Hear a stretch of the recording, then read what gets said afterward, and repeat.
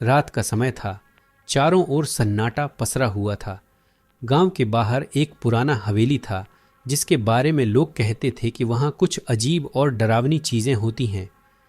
किसी ने हवेली के पास जाने की हिम्मत नहीं की थी क्योंकि वहां से अक्सर अजीब आवाजें आती थीं। एक रात राहुल और उसका दोस्त विक्रम गांव के किनारे घूम रहे थे।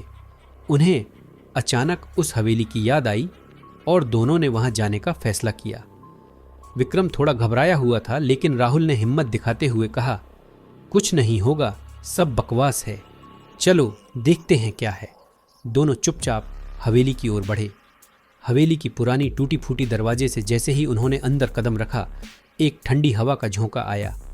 अंदर का माहौल बेहद डरावना था।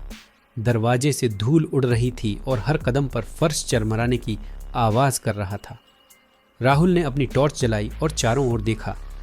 दीवारों पर पुराने धुंधले चित्र लगे थे और हवेली के कोनों में मकड़ियों के जाले फैले हुए थे। अचानक उन्हें ऊपर की मंजिल से किसी के चलने की आवाज सुनाई दी। विक्रम ने राहुल का हाथ पकड़ लिया। भाई, वापस चलते हैं, ये जगह ठीक नहीं लग रही। राहुल ने हंसते हुए कहा, डरपोक मत बन, चलो देखते हैं ऊपर कौन है। दोनों सीढ़ियां चढ़ने लगे। जैसे ही वे ऊपर पहुंचे, उन्हें लगा जैसे कोई उनकी ओर देख रहा हो।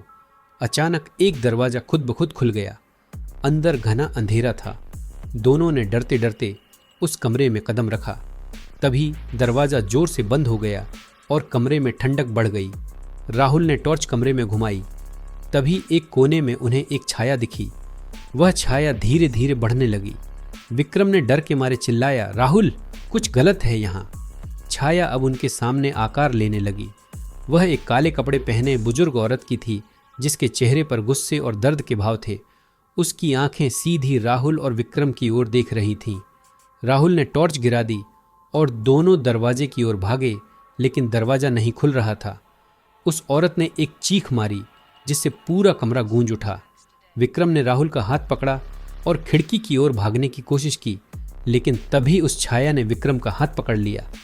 विक्रम जोर से चिल्लाया, राहुल, मुझे बचा। राहुल ने डर के मारे अपनी आंखें बंद कर लीं। जैसे ही उसने आंखें खोलीं, वह औरत गायब हो चुकी थी, लेकिन विक्रम भी साथ ही गायब हो गया। राहुल अकेला खड़ा था, हांफते हुए और कांपते हुए। दरवाजा अचानक खुल गया। राहुल भागता हुआ बाहर आया और बिना पीछे मुड़े हवेली से भाग निकला। उस रात के बाद विक्रम कभी वापस नहीं आया।